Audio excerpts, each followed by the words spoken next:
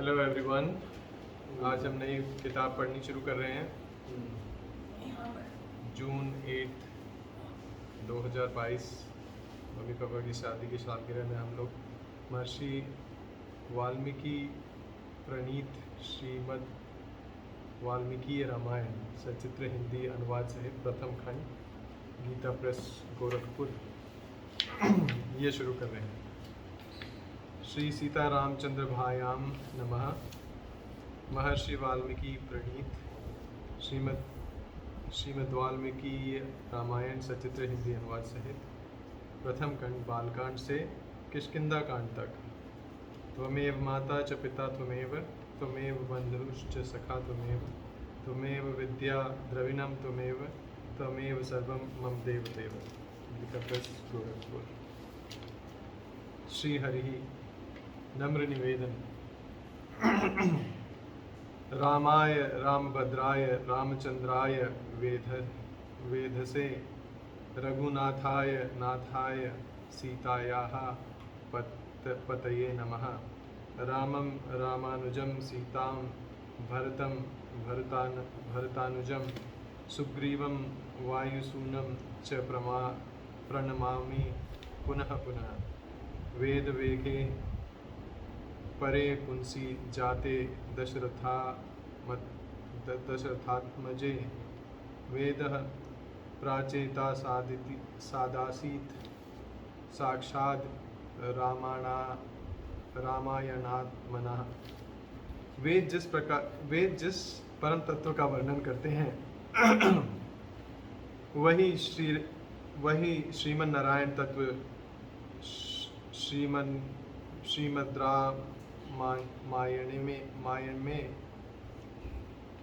श्रीमद् रामायण में श्री राम स्वरूप से निरूपित है। वेग वेगे पुरुषोत्तम तत्व के दशरथ नंदन श्री राम के रूप में अवतीर्ण होने पर साक्षात वेद ही श्री वाल्मीकि के मुख से श्री रामायण रूप में प्रकट हुए। ऐसी आसक्ति की चिरकाल से मान्यता है, इसीलिए श्रीमद् वाल्मीकि रामायण की वेद तुल्य ही प्रतिष्ठा है। यों भी महर्षि वाल्मीकि की आदि काव्य है, अतः विश्व के समस्त कवियों के गुरु हैं। अतः आदि काव्य श्रीमद् वाल्मीकि रामायण भूतकाल का प्रथम काव्य है। वह सभी के लिए पूज्य वस्तु है, भारत के लिए तो परम गौरव की वस्तु है और देश की सच्ची बहुमूल्य राष्ट्रीय निधि है। इस नाते भी वह सबके लिए संग्रह, पठन, मनन एवं श्रवण करने की वस्तु है। इसका एक एक अक्षर महापातक का नाश करने वाला है। एक मक्षरम पुंसाम महापातक नाशनम, यह समस्त काव्यों का बीज है। काव्य बीजम सनातनम। श्री व्यासदेव आदि सभी कवियों ने इसी का अध्ययन कर पुराण, महाभारत इत्यादि का निर्माण किया। यहाँ पर एक टिप्पणी है।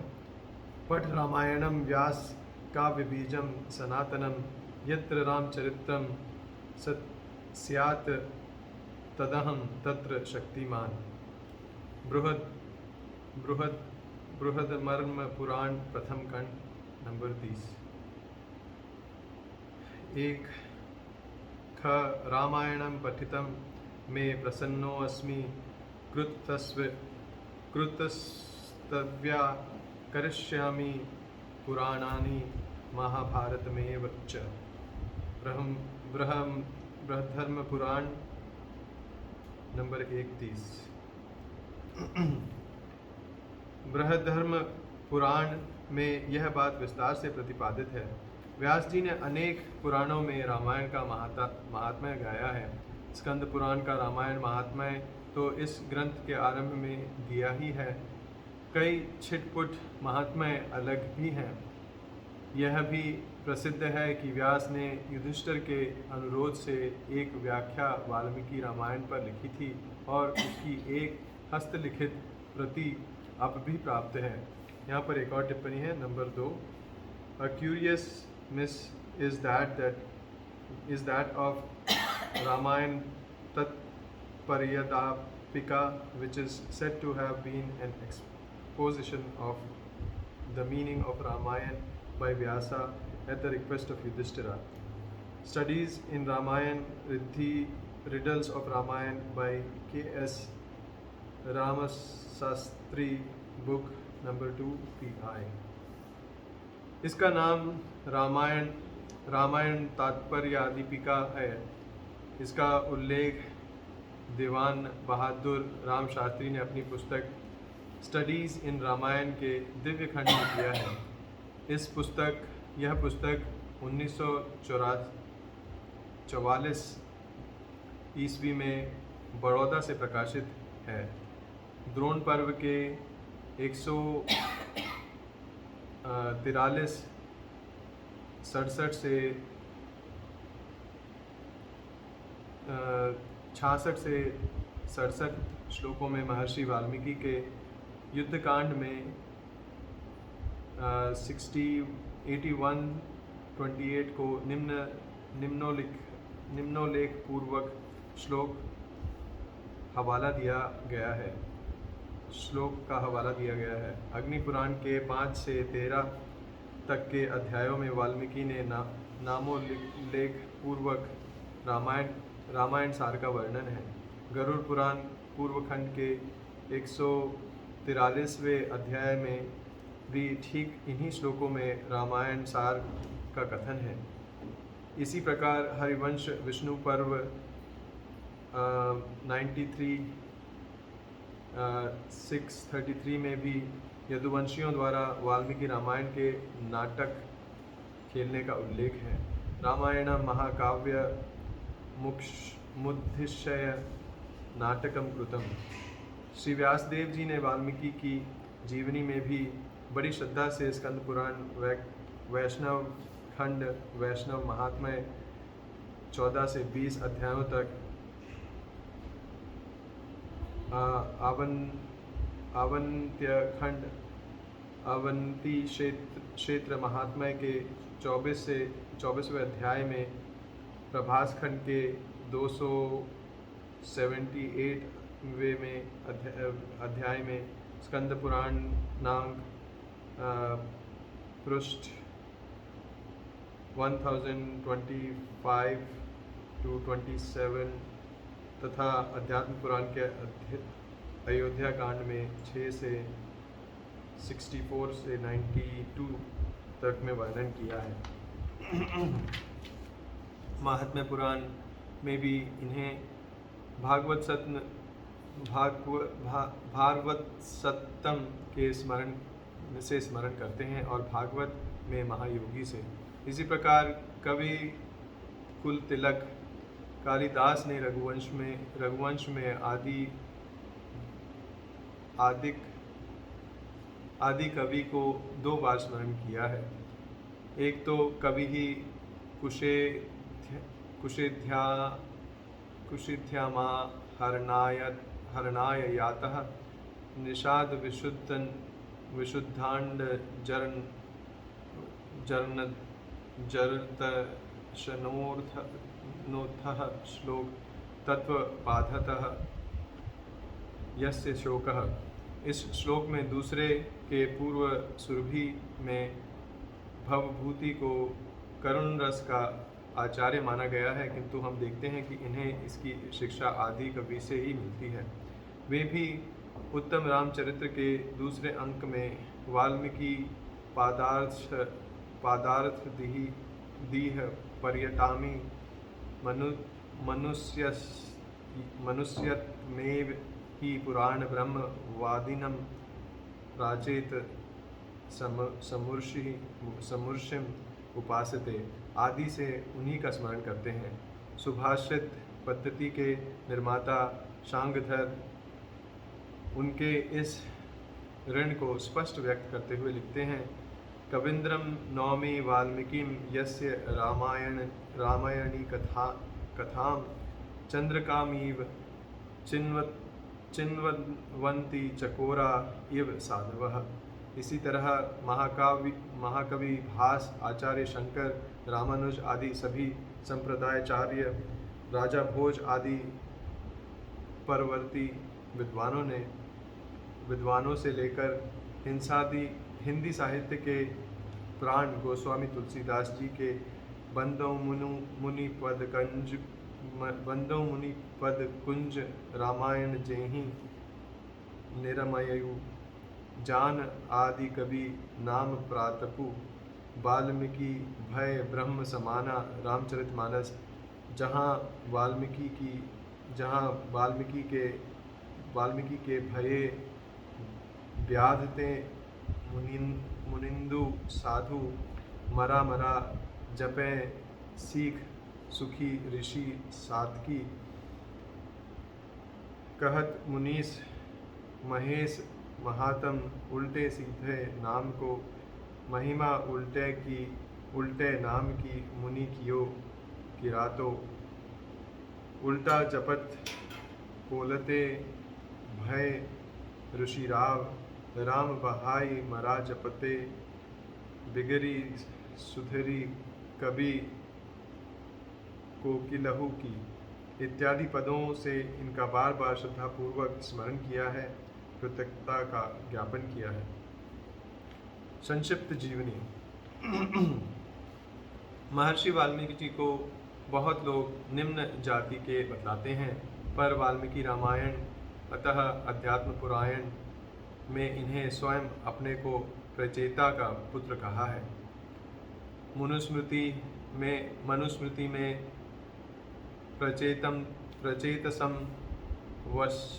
वसिष्ठम च भृगुम नारदमेव च। प्रचेता को वशिष्ठ नारद पुलत्स्य कवि आदि का भाई लिखा है। स्कंद पुराण में वैशाखा महात्मा में इन्हें जन्मांतर का व्याध बतलाया है। इससे सिद्ध है कि जन्मांतर में वे व्याध थे। व्याध जन्म के पहले भी स्तंभ नाम के श्रीवत्स गोत्रीय ब्राह्मण थे। व्याध जन्म में शंख ऋषि के सत्संग से राम नाम के जप से ये दूसरे जन्म में अग्निशर्मा मतांतर से रत्नाकर हुए। वहाँ भी व्याधों के संग से कुछ दिन प्रातः संस्कारवश व्याध करने लगे। फिर सप्तऋषियों के सत्संग से मरा जप कर बांबी पढ़ने से वाल्मीकि नाम से ख्यात हुए और वाल्मीकि रामायण की रचना की।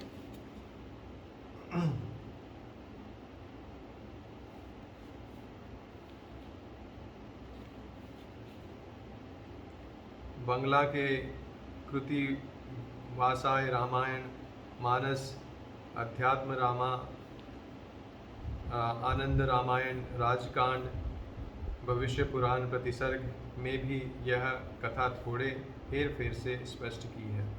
गोस्वामी तुलसीदास जी ने वस्तुतः यह कथा निराधार नहीं लिखी, अतएव इन्हें नीच जाति का मानना सर्वथा भ्रममूलक है। प्राचीन संस्कृत टीकाएं। वाल्मीकि रामायण पर अगणित प्राचीन टीकाएं हैं, यथा एक कतक टीका, इसका नागोजी भट्ट तथा गोविंद राजादि ने बहुत उल्लेख किया है। नागोजी भट्ट की तिलक या रामाभिरामी व्याख्या, गोविंद राज की भूषण टीका, शिव साहित्य की रामायण शिरोमणि व्याख्या, ये पूर्वोक्त तीनों टीकाएं गुजराती प्रिंटिंग प्रेस बम्बई से एक में ही छपी हैं। माहेश्वर तीर्थ की तीर्थ व्याख्या या तत्वदीप, कंदला रामानुज की रामानुज व्याख्या से ये टीकाएं वेंकटेश्वर प्रेस बम्बई से छपी हैं। वरदा राजकृत विवेक कतिलक त्रयंबक राज माखनी की धर्माकृत व्याख्या, यह खंडशः मद्रास एवं श्रीरंगम में छपी है और रामानंद तीर्थ के रामकूटक व्याख्या, इसके अतिरिक्त चतुर्थ दीपिका, रामायण विरोध परिहार, रामायण सेतु, तात्पर्य तरणी, श्रृंगार सुधारक, रामायण सप्तबिंब, मनोरमा आदि अनेक टीकाएं हैं। रीडिंग इन रामायण के अनुसार 3 टीकाएं और हैं। अहोबल की वाल्मीकि हृदय तनिश्लोक की व्याख्या, उसके शिष्य की विरोधी भंजनी टीका, माधवाचार्य की रामायण तात्पर्य निर्णय व्याख्या, श्री अप्पय दीक्षितेंद्र की भी इसी नाम की एक अन्य व्याख्या, जिनमें उन्होंने रामायण को शिवपरक सिद्ध किया है। प्रवाल मुकुंद सूरी रामायण भूषण व्याख्या एवं श्रीराम भद्राश्रम की सुबोधिनी टीका। डॉक्टर एम कृष्णामाचारी ने अपनी पुस्तक history of classic Sanskrit literature में ऐसी कई टीकाओं का उल्लेख किया है जिनके लेख का पता नहीं है। उदाहरणार्थ अमृत तक रामायण सार दीपिका, गुरुबाला, चित्तरंजनी, विद्व मनोरंजनी आदि।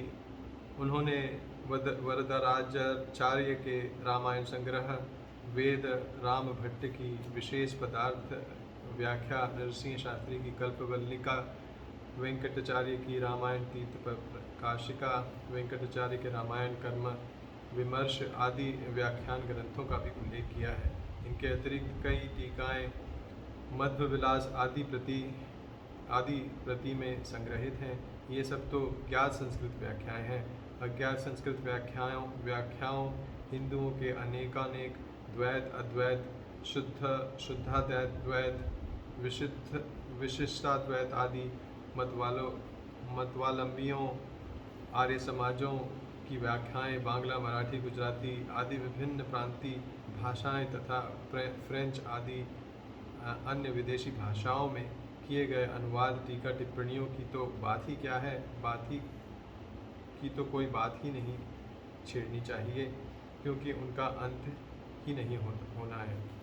रामायण के काव्य गुण, अन्य विशेषताएं। कुछ लोगों ने तो यहाँ तक कहा है कि रामायण के लक्षणों के आधार पर ही दंडी आदि ने काव्यों की परिभाषा बतलाई है। त्रयंबक राज मखानी ने सुंदरकांड की व्याख्या में प्रायः सभी श्लोकों को अलंकार रसादि युक्त मानकर कांडन नाम की सार्थका दिखलाई है। वास्तव में बात भी ऐसी ही है। सुंदर का 5वां सर्ग तो नितांत सुंदर है ही। श्री मखानी में सभी के उदाहरण भी दिए गए हैं। यह बड़े आश्चर्य की बात है कि आदि कवि ने किसी प्राचीन काव्य को बिना ही देखे, किसी ग्रंथ से बिना ही सहारा लिए सर्वोत्तम काव्य का निर्माण किया। इनका प्राकृतिक चित्रण तो सुंदर है ही, संवाद सर्वाधिक सुंदर है। हनुमान जी की वार्तालाप कुशलता सर्वत्र देखने को बनती है। श्री राम की प्रतिपादन शैली, दशरथ जी की संभाषण पद्धति, अयोध्या कांड 2 सर्ग,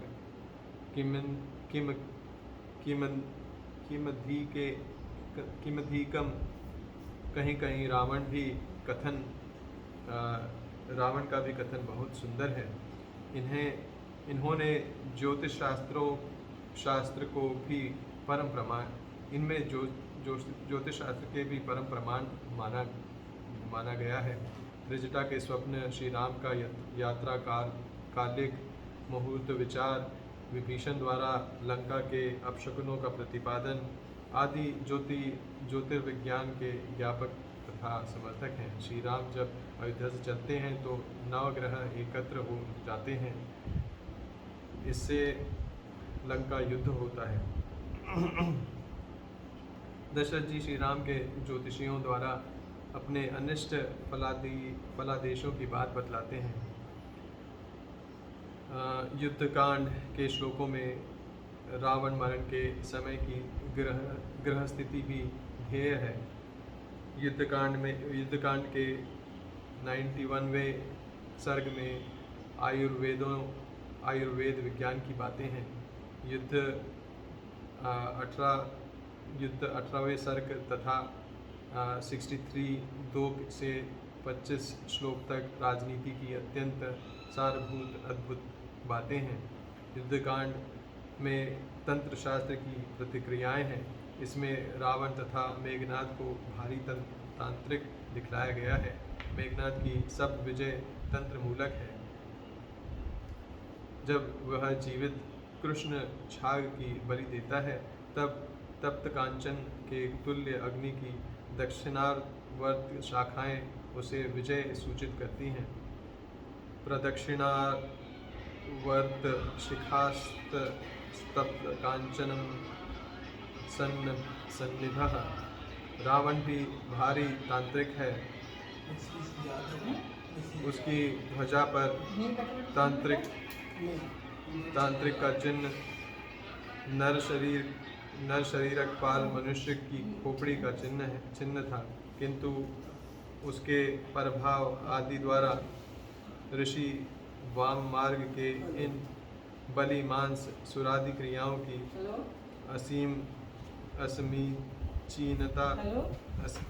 असमीचीनता प्रदर्शित है। गोस्वामी तुलसीदास ने भी तभी श्रुति पंथ वाम मार्ग चलहि कौल काम बस कृपण विमूढ़ा आदि से इसी बात का समर्थन किया है। इस तरह हमें महर्षि की दृष्टि में ज्योतिष, तंत्र, आयुर्वेद, शकुन आदि शास्त्रों की प्राचीनता एवं समीचीनता ज्ञात होती है। वस्तुतः यही परम आस्तिक की दृष्टि होती है। धर्मशास्त्र के लिए तो यह ग्रंथ परम प्रमाण है ही, अन्य ऐतिहासिक कथाएं भी बहुत हैं।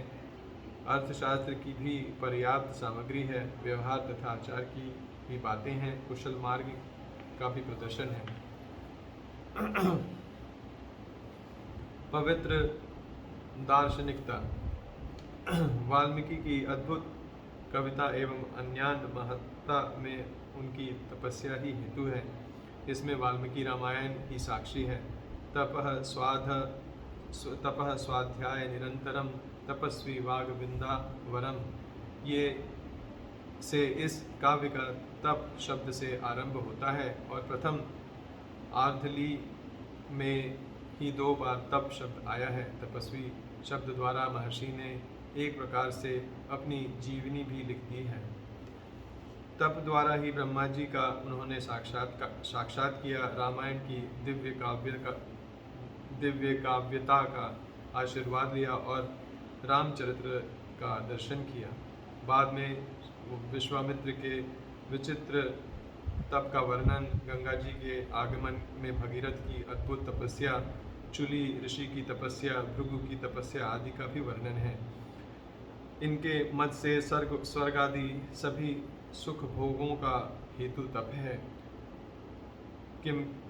किमधिकम रावण आदि के राज्य, सुख, शक्ति, आयु आदि का मूल भी तप है। श्री राम तो शुद्ध तपस्वी हैं।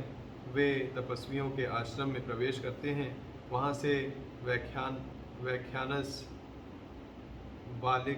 बालखिल्य, संप्रक्षाल, मरीचिप, केवल चंद्र किरण पान करने वाला, पात्रहारी, उन्मज्जक, सदा कंठक, पानी में डूबकर तपस्या करने वाला, पंचाग्नि सेवी, वायुभक्षी, जलभक्षी,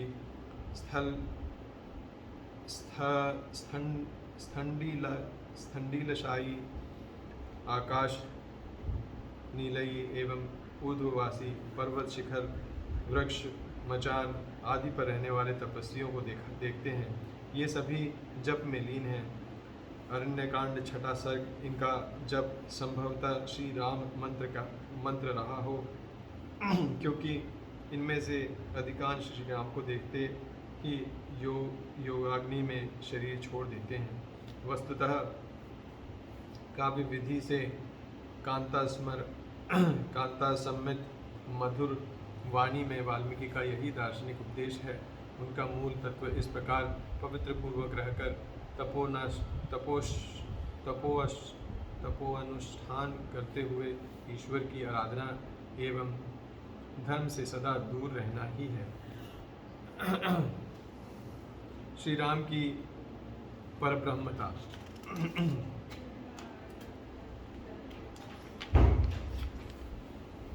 कुछ लोग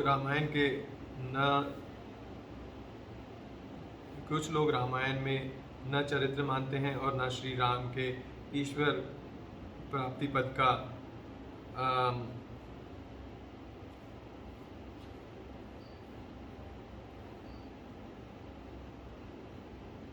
प्राप्तिपादक आदि बंग तथा पश्चिमी शाखाओं में भी ये सब श्लोक हैं, बल्कि कहीं कहीं तो इससे भी अधिक हैं। हजारों वचनों को प्रक्षिपत मानते हैं, किंतु ध्यान से पढ़ने पर श्री राम की ईश्वरता सर्वत्र दिखाई देती है। गंभीर चिंतन के बाद तो प्रत्येक श्लोक ही श्री राम की अचिंत्य शक्तिमत्ता, लोकोत्तर धर्मप्रियता, आश्रित वत्सलता एवं ईश्वरता का प्रतिपादक दिखता है। विभीषण शरणागति के समय यद्यपि कोई भी ऐश्वर्य प्रदर्शक वचन नहीं आया, पर श्री राम के अप्रतिम मार्दव कपोत के आतिथ्य सत्कार से उदाहरण देने, परम श्री कंडू की गाथा पढ़ने एवं अपने शरण में आए समस्त प्राणियों में अभयदान देने की स्वाभाविक नियम को घोषित करने के बाद प्रतिवादी सुग्रीव को विवश होकर कहना ही पड़ा कि धर्मज्ञ लोकनाथों में शिरोमणि, आपके इस कथन में कोई आश्चर्य नहीं है, क्योंकि आप महान शक्तिशाली एवं सत्यपथ पर आरूढ़ हैं। यहाँ एक टिप्पणी है। यहाँ सर्वभूतेभ्य में प्रायः सभी प्राचीन टीकाकारों ने चतुर्थी और पंचमी दोनों मानकर इस पद को दो बार अर्थ किया है कि मत्र चित्रम धर्मज्ञ लोकनाथ शिखा मणे यत तत्व मार्यम प्रभाक्षेत्थाः सत्ववान सत्यपथे स्थितः। इस प्रकार हनुमान जी ने सीता जी के सामने और रावण के सामने जो श्री राम के गुण कहे, उनमें उन्होंने ईश्वर तो नहीं बतलाया, किंतु श्री राम में यह सामर्थ्य है कि वे एक ही क्षण में समस्त स्थावर जंगमात्मक विश्व को संहृत कर दूसरे ही क्षण पुनः इस संसार को ज्यों का त्यों निर्माण कर सकते हैं। इस कथन में क्या ईश्वरता का भाव स्पष्ट नहीं हो जाता? कितनी स्पष्टता है। सत्यम राक्षस राजेंद्र शृणुष्व वचनम मम रामदास्य दूतस्य वानरस्य विषेतः सर्वलोकान् सुखहृत्य सभूतान् सचाराचारान् पुनरेव तथा सुदुष्टम शक्तो रामो महायशः। सच्ची बात तो यह है कि तपस्वी वाल्मीकि की राम के ही जापक थे।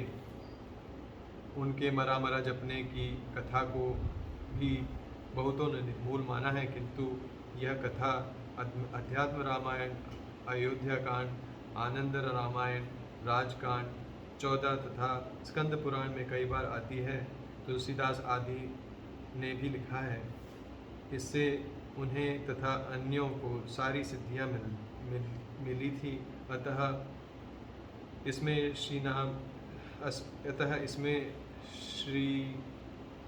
श्रीमन नारायण को ही काव्य रूप में गाया है। अन्यथा तत्कालीन कंदमूल फलाशी वनवासी सर्वथा निरपेक्ष तपस्वी को किसी राजा के चरित्र वर्णन से कोई लाभ न था। योग वशिष्ठ में भी जो उनकी दूसरी विशाल रचना है, उन्होंने गुप्त रूप से श्री राम का विस्तृत चरित्र गाया है, किंतु प्रथम अध्याय में तथा अन्यत्र भी यत्र तत्र उन्होंने नारायण तत्व उनके नारायण तत्व स्पष्ट प्रतिपादन कर ही दिया है। वस्तुतः प्रेम की माधुरता उसकी गूढ़ता ही है। देवताओं के संबंध में तो यह प्रसिद्ध भी है कि वे परोक्ष प्रिय होते हैं। परोक्ष प्रिया एव ही देवाः प्रत्यक्ष द्विषः। अतः महर्षि की यह वर्ण प्रणाली गूढ़ प्रेम की ही है, किंतु साधक के लिए यह सर्वत्र स्पष्ट है कि तिरोहित नहीं। इस पर प्रायः सैकड़ों संस्कृत व्याख्याएं भी इसकी साक्षी हैं।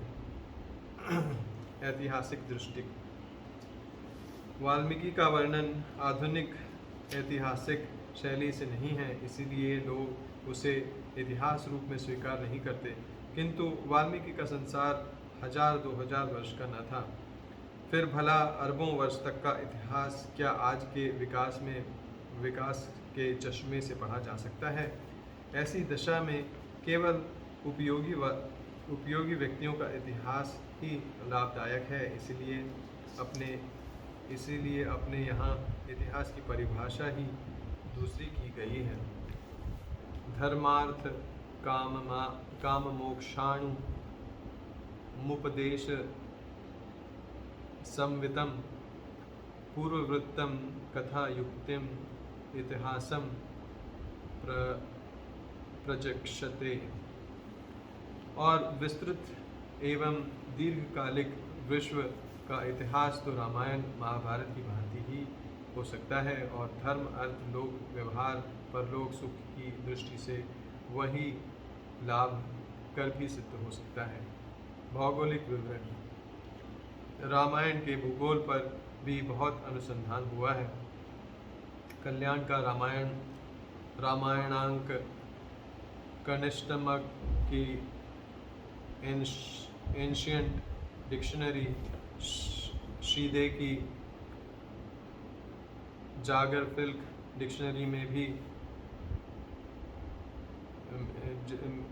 डिक्शनरी में इस पर बहुत अनुसंधान है। कई लोगों ने स्वतंत्र लेख भी लिखे हैं। लंदन के एशियाटिक सोसाइटी जनरल में एवं एक महत्वपूर्ण लेख छपा था।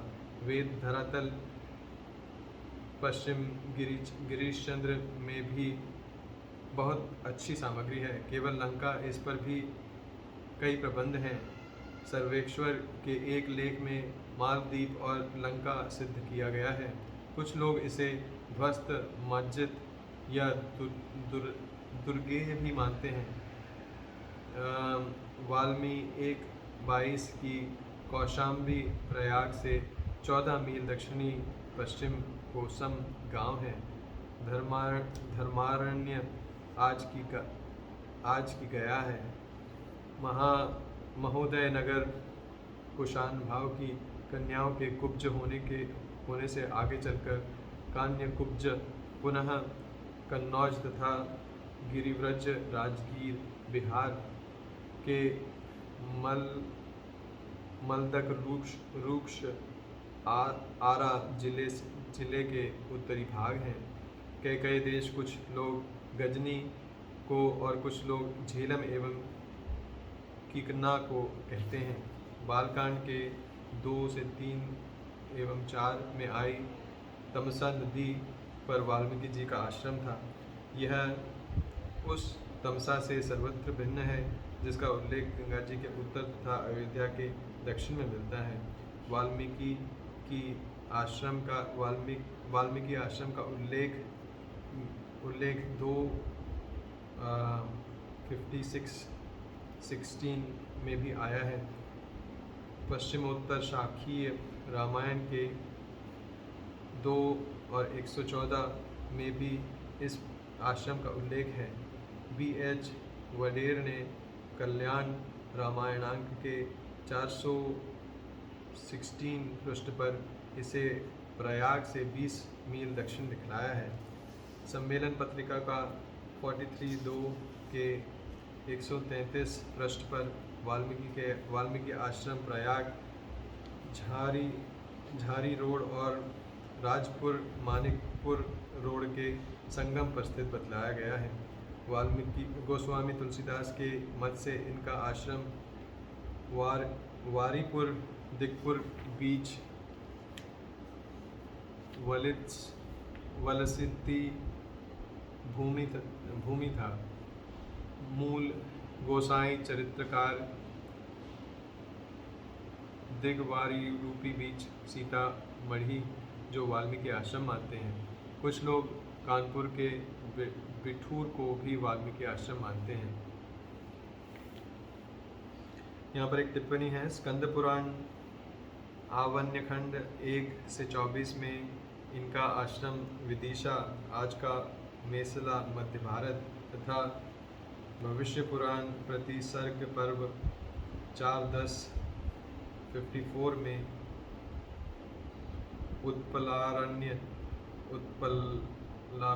उत्पलावर्त बिठूर कानपुर में माना जाता है। श्री राम के वनवास के समय वे चित्रकूट समीप तथा राज्यारोहण काल में गंगा तट पर बिठूर में रहते थे। वाल्मीकि तथा 771 से भी वाल्मीकि का आश्रम बिठूर से ही सिद्ध होता है। अतः विवरण प्रायः प्रस्तुत ग्रंथों की टिप्पणियों में ही दिए गए हैं। रामायण में राजनीति मनोविज्ञान। वाल्मीकि जी की राजनीति बहुत उच्च कोटि की है। उनके सामने सभी राजनीतिक विचार तुच्छ प्रतीत होते हैं। हनुमान जी तो नीति की मूर्ति ही प्रतीत होते हैं। विभीषण के आने पर श्री राम सबसे सम्मति मांगते हैं। सुग्रीव कहते हैं कि वह शत्रु का ही भाई है, पता नहीं क्यों अब अकस्मात हमारी सेना में प्रवेश पाना चाहता है। संभव है अवसर पाकर उल्लू जैसा कौओं का वध कर देता है, वैसे ही यह हमें भी मार डाले। प्रकृति से राक्षस है, इसका क्या विश्वास। साथ ही नीति यह भी है कि मित्र की भेजी हुई, मोल ली हुई तथा जंगली जातियों की भी सहायता ग्राह्य है, पर शत्रु की सहायता तो सदा शंकनीय है। अंग देश ने भी प्रायः ऐसी ही बात कही गई। अंग आदि ने भी प्रायः ऐसी ही बात कही। जामवंत ने कहा कि हमें भी इसको आदेश काल में आया देख बड़ी शंका हो रही है। शरभ ने कहा है कि इस पर गुप्तचर छोड़ देना चाहिए।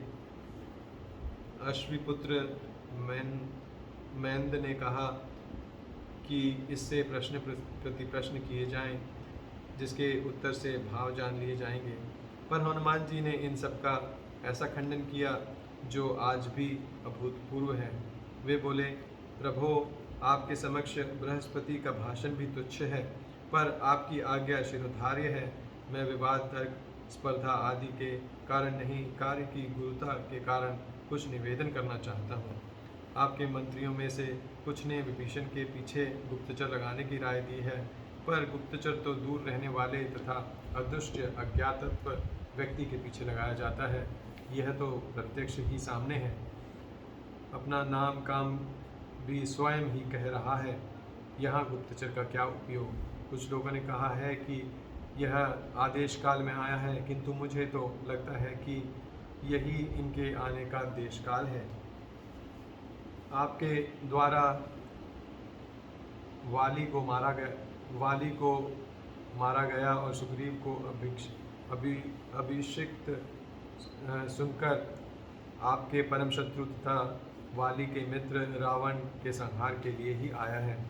इससे प्रश्न करने की बात भी दोषयुक्त दिखती है, क्योंकि उससे इसके मैत्री भाव में बाधा पहुंचेगी और वह मित्र दूषित करने का कार्य भी हो जाएगा। यूँ तो आप कुछ भी बात करते समय इसके स्वर भेद, आकार, मुख विक्रिया आदि से इसकी मनस्थिति भाप ही लेंगे। सुतराम मैंने अपनी तुच्छ बुद्धि के अनुसार यह कुछ निवेदन किया, प्रमाण तो स्वयं आप ही हैं।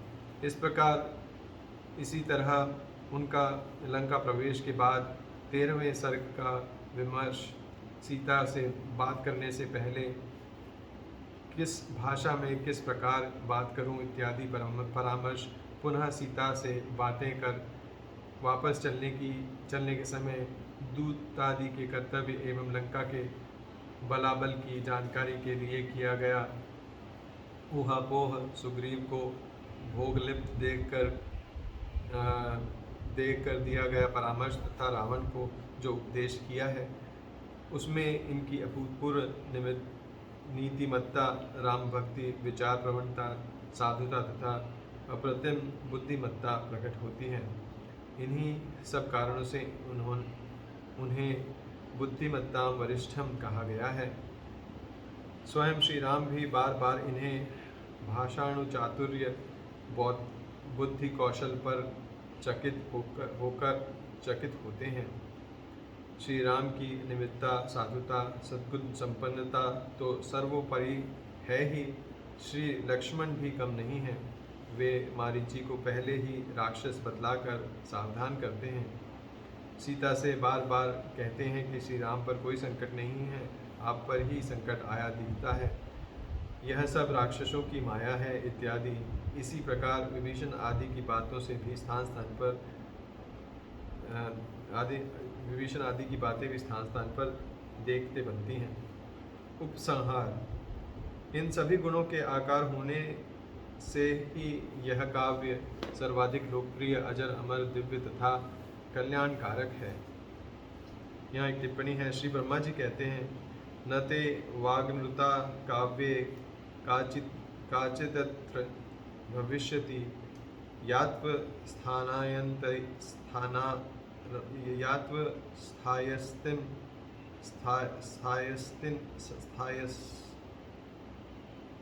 स्थायस्तिन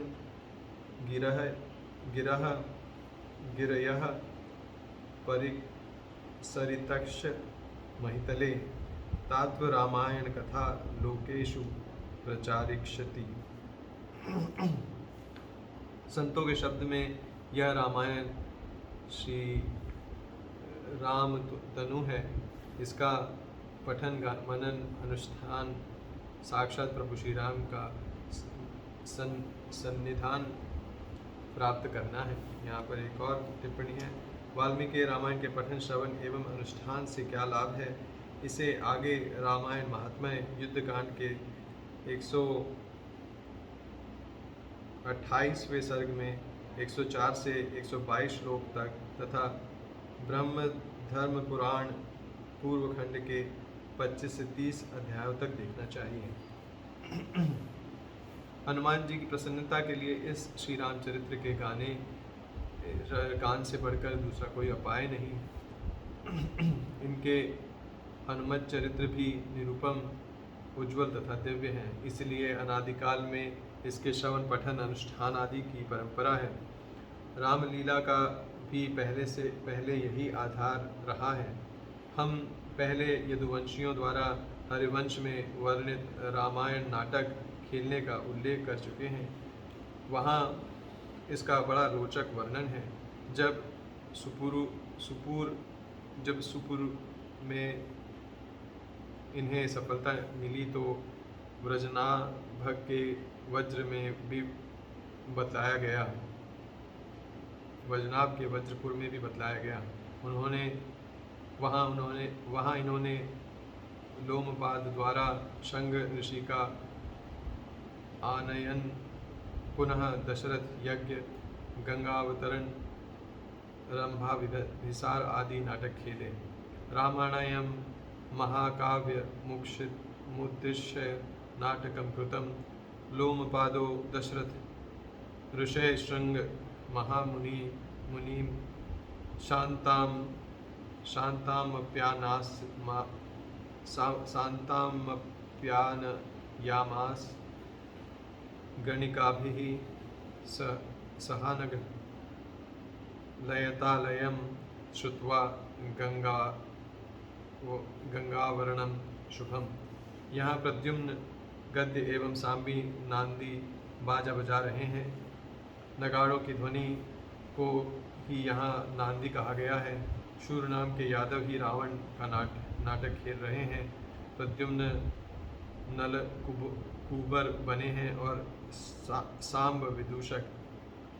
इससे सिद्ध है कि भगवान श्री राम के समय से ही सफल रामलीला कार्य आरंभ था। यों तो खेलहूँ तहूँ बालकन्ह मीला करूँ सकल रघुनायक लीला से राम कथा की तरह रामलीला आदि की भी अनादिता सिद्ध है। यद्यपि इतिहास के विद्वानों की उत्सुकता के लिए इस घटना का उल्लेख कर दिया गया है।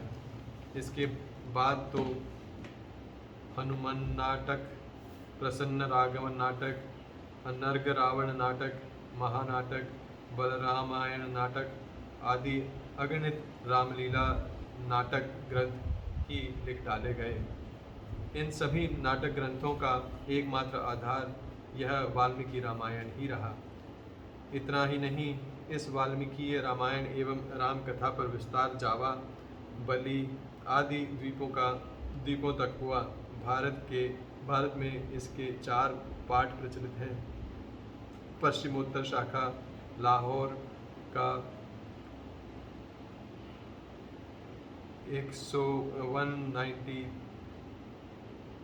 1931 का संस्करण, बंग शाखीय ग्रोसियोसियों का संस्करण, दक्षिणात्य संस्करण, गुजराती प्रिंटिंग प्रेस बम्बई 3 टीका वाला संस्करण तथा मध्य विलास बुक डिपो कुंभकोणम का संस्करण एवं उत्तर भारत संस्करण, काश्मीरी संस्करण।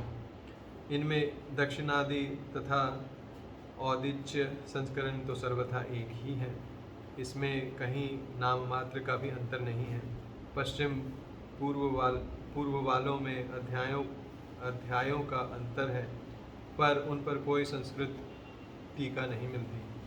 बांग शाखीय पर केवल एक लोकनाथ रचित मनोरम टीका मिलती है। इसीलिए दाक्षिणात्य संस्करण और औदिच्य भी वही ही है का सर्वत्र प्रचार तथा प्रमाण्य है। गीता प्रेस से भी जनता की बहुत दिनों से इसी की मांग थी, अतः इसी दाक्षिणात्य पाठक टिप्पणियों तथा चरित्रों सहित शुद्ध सटीक एवं सत्ता संस्करण जनता की सेवा के लिए प्रकाशित किया गया है। इसी के साथ एक सस्ता केवल मूल पाठक संस्करण भी प्रकाशित किया गया है। केवल हिंदी जानने वालों के लिए अलग से केवल हिंदी का ही एक सत्ता संस्करण प्रकाशित किया गया है। आशा है सज्जन नगण्य इनसे यथा योग्य लाभ उठावेंगे। जानकीनाथ शर्मा। पिताजी, आप